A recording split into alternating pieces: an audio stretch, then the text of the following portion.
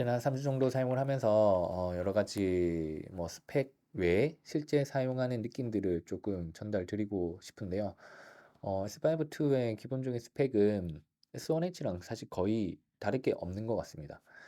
S1H의 이제 올 인트라 코덱 빼고는 웬만한 거는 다 똑같다라고 생각하시면 되고, 몇 가지 그런 편의성에서의 차이점만 있을 뿐 S1H의 기능과 거의 같다라고 생각하시면 될 것 같은데요. 일단은 개인적으로 제일 좋았던 거는 손떨방이 너무 좋았던 것 같습니다. 파나소닉이 워낙 이제 손떨방이 좋긴 하지만은 어 이게 뭐 파지를 하고 촬영을 할 때는 이런 손떨방이 굉장히 좋은데, 이거를 들고 움직이면서 촬영하면 뒤에 배경들이 되게 울어버리는 그런 상황들이 많기 때문에 보기에 좋지는 않았었거든요. 그런데 이번에 나왔던 스파이프2 액티브 IS를 사용을 하니까 짐벌과는 다른 약간의 핸드헬드 느낌이 나는 그런 무빙이 개인적으로는 되게 좋아 보였거든요. 그래서 사실 뭐 짐벌을 개인적으로도 별로 좋아하진 않지만은 이런 핸드헬드를 사용을 하면서 오는 그런 자연스러운 느낌을 만들어내기에는 굉장히 좋은 기능인 것 같고, 뭐 급하게 좀 팔로우 해야 되는 그런 촬영들이 있지 않습니까? 그런 거 촬영할 때도 사실 짐벌 뭐 장착하고 시간 걸리는데, 그럴 필요 없이 요 작은 바디만 들고 팔로우하면서 촬영을 해도 그림이 굉장히 괜찮다라는 것들을 알게 되어서 이 액티브 IS를 굉장히 많이 활용할 것 같다라는 생각이 많이 들었습니다. 그리고 액티브 IS 때문인지는 모르겠는데 짐벌에 올렸을 때 짐벌의 그 상하 반동을 잡지 못해서 나오는 캥거루 현상들 있지 않습니까? 근데 이게 액티브 IS 때문인지는 모르겠지만 이 캥거루 현상들이 굉장히 사실 거의 없다라고 저는 봤었거든요. 광각은 워낙 그 차이가 안 나니까 잘 모를 수 있겠지만, 그래서 제가 24mm부터 70mm까지 테스트를 해봤는데 70mm에서도 그렇게 캥거루가 느껴지지 않았던 것 같아요. 그거는 액티브 IS 때문이 아닌가라는 그런 생각이 들더라고요. 그리고 AF, 사실 위상차 AF를 모든 브랜드가 다 쓰고 있는데 파나소닉이 유독 느렸던 이유는 이미지 퀄리티를 유지하면서 그런 정확한 AF 시스템을 활용을 하려다 보니 조금 시간이 걸린 게 아닌가라는 생각이 듭니다. 사실 뭐 다른 브랜드 다 하고 있는데 파나소닉만 못한 거는 기술력이 좀 떨어지는 것도 어 여튼 지금이라도 위상자를 넣어줘서 깔끔하고 정확한 AF를 사용할 수 있게끔 해준 거에 대해서 감사하게 좀 생각하고 있고요. 사실 저 개인적으로는 수동 매뉴얼 포커스를 많이 잡는 걸 선호하기 때문에 크게 뭐 오토포커스에 대한 음, 의존도는 높진 않지만, 그래도 어쨌든 짐벌 같은 것들을 사용할 때 오는 불편함은 어쩔 수 없거든요. 그래서 이번에 위상체가 들어가면서 파나소닉에서 나오는 그런 색감과 이미지 퀄리티가 함께 들어가게 된다고 하면 굉장히 좋겠다라는 생각을 했는데, 뭐 기대와 같이 이미지 퀄리티도 좋고 AF도 잘 잡는 모습으로 많이 보았습니다.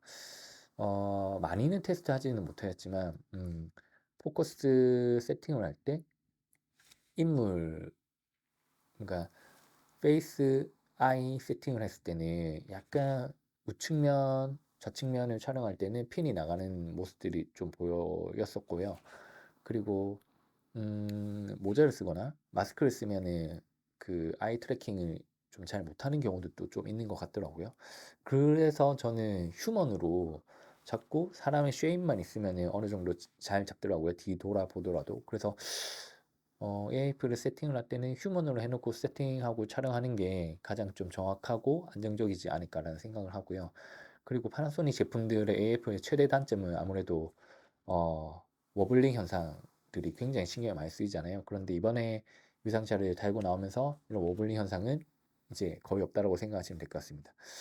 첫 번째 위상차가 들어간 미러레스임에도 불구하고 굉장히 AF가 잘 나온 것 같다. 그 펌웨어가 좀 더 진화가 된다고 하면 더 좋겠지만, 사실 저는 이 정도만 해도 굉장히 만족스럽다라는 거를 말씀드립니다. 어쨌든 저는 파나소닉을 쓰다가 이걸 쓰니까 굉장히 크게 체감이 되었던 것 같아요.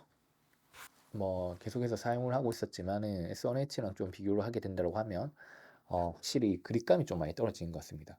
S1H의 그 묵직한 그립감이 안정적이고 좋았는데 S5-2 같은 경우는 워낙 바디가 작다 보니까 이 그립감이 굉장히 떨어지는 거는 사실인 것 같아요. 그래서 가볍기 때문에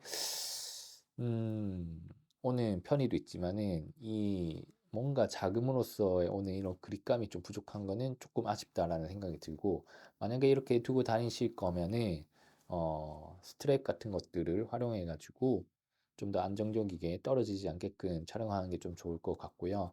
그리고 S1H에 있는 이런 상단 디스플레이가 없다라는 점, 그리고 배터리 잔량이 숫자로 표시되지 않는다는 점, 그리고 뒤에 이 물리적 버튼에 라이트가 들어오지 않는다는 점이 조금의 차이긴 하지만 그래도 가격이 너무 저렴하니까요. 이런 250만 원대의 카메라에서 이렇게 6K 6K 30프레임이죠. 30프레임까지 촬영이 가능하고, 그리고 파나소닉 제품의 가장 좋은 점이 이제 안정성이잖아요. 이렇게 팬도 내부에 세팅이 돼 있어가지고 더운 여름에도 촬영할 때 무리 없이 촬영이 가능하고 추운 겨울에도 무리 없이 촬영이 가능하다라는 그런 점이 굉장히 큰 장점인 것 같더라고요. 그리고 S1H랑 색감도 조금 다른 것 같습니다. S1H 같은 경우는 약간은 그린기가 있다라고 해야 될 것 같은데, 제가 알기로는 같은 센서임에도 불구하고 S5-2는 약간의 마젠타가 있는 것 같아요. 그래서 약간의 차이는 있지만은 그래도 이거는 후보정에서 못 맞출 정도는 아니기 때문에 같이 쓰셔도 무방할 것 같고, 여튼 색감 자체는 조금 다르다는 점을 좀 아셨으면 좋을 것 같고요. 그리고 S1H랑 동일하게 아나모픽 촬영이 지원이 되기 때문에 저같이 아나모픽 어댑터가 있거나 렌즈가 있으신 분들에게는 굉장히 좋은 메리트가 되지 않을까라는 생각이 듭니다. 여튼 정말 공격적인 가격으로 이렇게 출시가 되었고, 320만 원의 더블 렌즈를 사용할 수 있는 키트를 판매를 하고 있다라는 거는 이제는 좀 공격적으로 미러리스 시장을 좀 잡아가고 싶다라는 그런 의지가 보여주는 그런 가격인 것 같고요. 이번 S5-2가 너무나 잘 나왔기 때문에 앞으로 S1H 마크 2는 어떻게 나올런지도 굉장히 기대가 되고 있는 생각이고, 개인적인 희망으로는 고속 촬영 같은 경우가 좀 지원되면 좋겠다라는 게 나름의 기대입니다. 사실 이 정도 스펙이면 저한테는 차고 넘치지만 고속 촬영이 조금 아쉬운 부분들이 좀 있거든요. 그래서 앞으로 파나소닉 좀 기대가 되고, 기회가 된다고 하면 S5-2로 활용해서 촬영하는 소스들도 좀 공유를 많이 하면 좋을 것 같습니다.